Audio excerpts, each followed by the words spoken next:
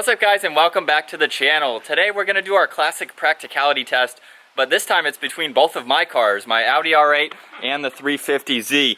We got Maddie with us and a couple other things behind there that we're going to see if we can stuff into the frunk and the back of the Z there. So Brian's going to be my cameraman here as I hand that off to him. And you want to just start with the Z? Yeah. We'll just start loading stuff first. Yeah. So we have a luggage suitcase, a vacuum, a really sucky vacuum, and a bin. Just kind of some normal objects. I think, well, that one happens to have Christmas stuff in it, but yeah. Nonetheless, these are rather normal items. Yep. And oh, no, that's not gonna work. Definitely not gonna fit. Yeah.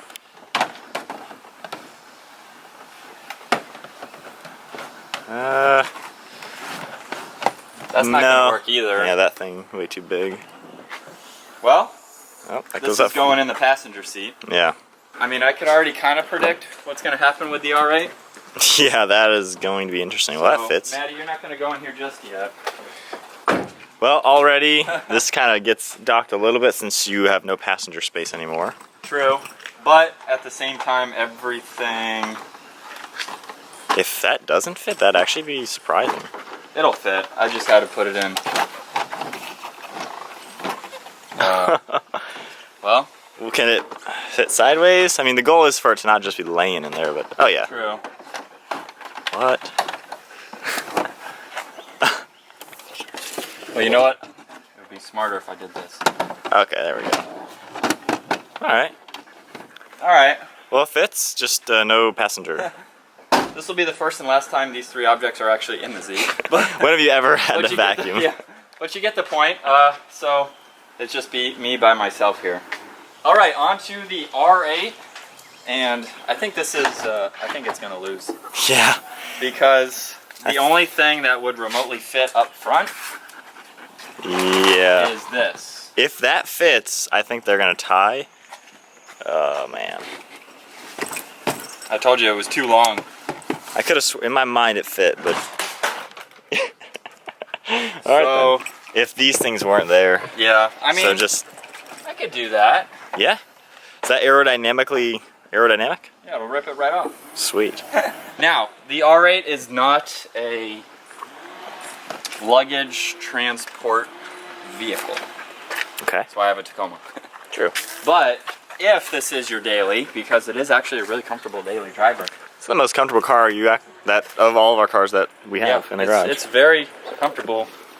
What if that fits on the floor straight up and down? All right. Well, here let's try it from this side. Maddie, no. Maddie, no. No. Hey, get back. Maddie, get back. Get out of here. Come here. She made your seat go down. Again? Yeah, she pressed the button. All right. I don't even think it's gonna work. If it does, though.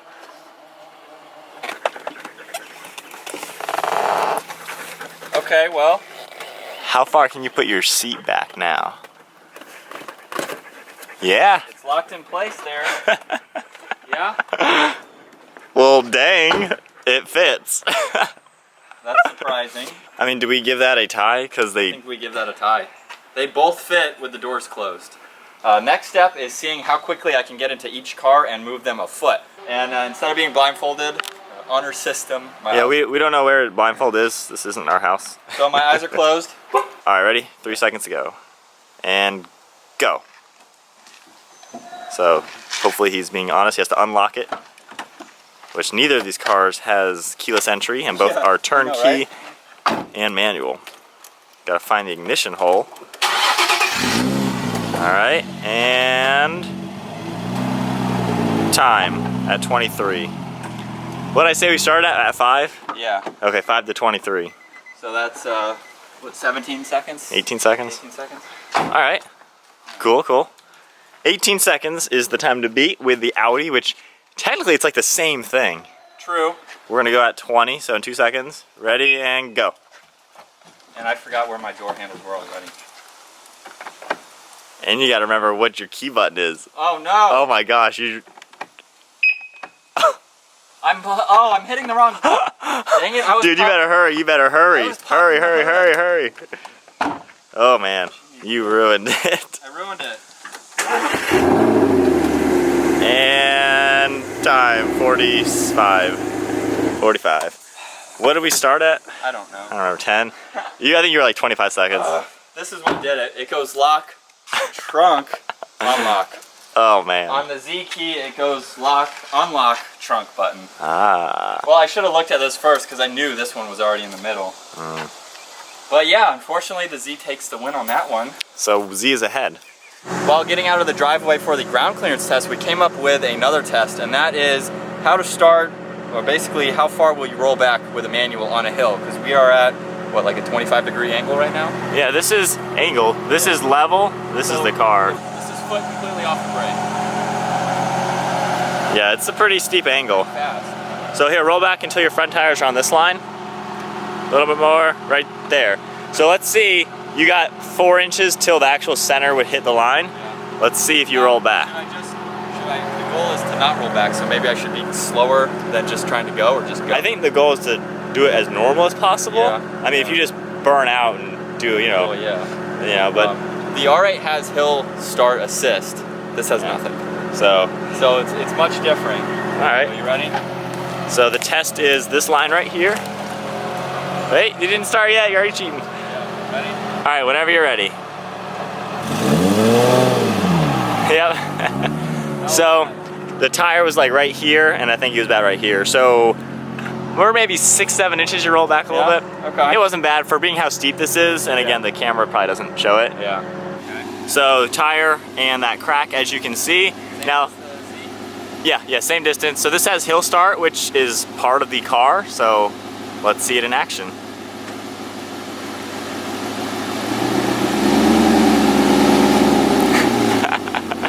Well, that was really successful.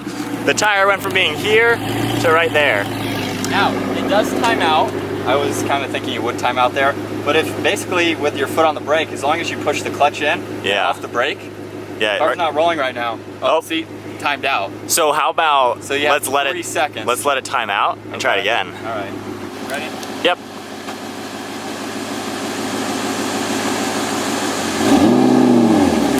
All right. That was exactly the same distance. Yeah. So you as a driver were able to make both car like do the same rollback. Pretty much. Which is good. It feels more confident in this car. Okay. In the Z, it feels like it rolled back 3 feet. Yeah. In this, it's just like, okay, and go. Yeah. But in the Z, it was the same distance from my view. Yeah. It was a way different experience from the inside. So rollback test, hands down, the R8 is better. Not only Hill start assist. Yeah, not only because it does have the dummy thing built in, but I guess it's a little bit easier to work. All right, so on to the ground clearance. Let's see where he's at. You could almost probably go straight up into it. Yeah. No issues, tires didn't come off the ground. Yeah. So Pretty normal. pretty normal, a few inches to spare. So now for the R8, let's see how she does.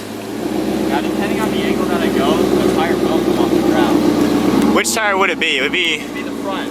which one though? Front passenger, front driver. Yeah, But it didn't do it that time. yeah. So it's kind of hard to say when it didn't do it. Almost a tie, but I think we have to give the point to the Z because Yeah. the tire will definitely come off the ground many times. Oh, hold on, come forward a little bit. Right there, stop. Hold on, a little bit back. Go a little in reverse. Right there. So right there. Yeah.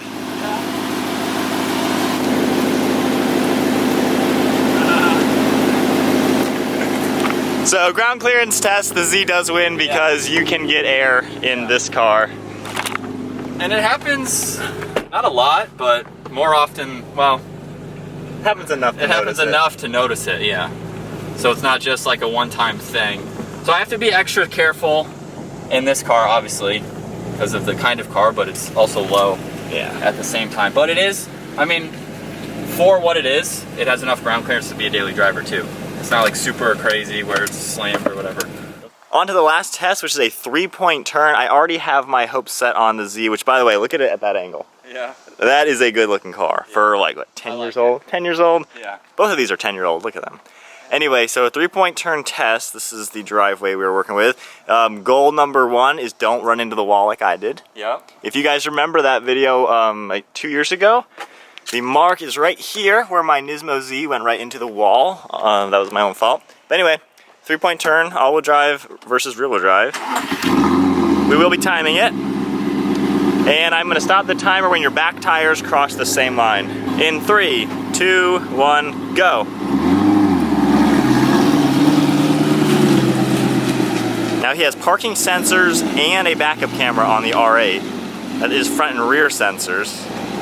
All right, rear tires have to cross this line and done. All right, 15.8 seconds. All right. So, not too bad. 3, 2, 1, go. So this also has poor rearward visibility, no backup camera, no sensors, but it is smaller and rearward drive, which makes it quite a lot easier. Oh boy. And we are done. 13.3. Yeah. That was like 5 seconds quicker, 4 or 5 seconds quicker. It felt quicker, but I also didn't have to worry about backing up this far. True. It's like you said, or what I learned in the last video. Yeah. It's a much smaller car, and but I think that all-wheel drive too, kind of. Just the turn radius itself. Yeah. Well, cool. Definitely much easier. So where are we at? So as far as fitting stuff in, they tied. They tied. The blindfold, the Z1. The Z1. Because of your own fault. Yep. The ground clearance, the Z. The Z1. The rollback, the Audi run. Yeah. And then the... This. Yeah. So is that every test we did? I'm kidding. What? I'm kidding. Well. That's every test, yeah. But really maneuvering the Z wins. Yeah. Practicality, like size-wise. They're both very similar. Yeah, I mean, it's just they're both two-seaters. Now, I don't know if I said it in this video or another video, these are not competitors by any means. Yeah, no one's cross-shopping. They're both mine, so that's why I can compare them, because I actually drive both of them, so I know what works and what doesn't work. If you're in the market for one of these cars, but like you said, not that you're cross-shopping them, but you can at least get a sense for it. Yeah, and I guess it's also cool to compare two-seat, sports cars. While they're different price ranges and stuff, it's still, it's interesting. Yeah. Well, I think that's going to wrap it up with today's video. Just a fun test, practicality between my 350 and R8. If you guys enjoyed today's video, make sure you give it a thumbs up. Smash that subscribe button. Stay tuned for a couple other videos between these cars and then all of the fun stuff that we have going on with the 350. And we'll see you guys next video.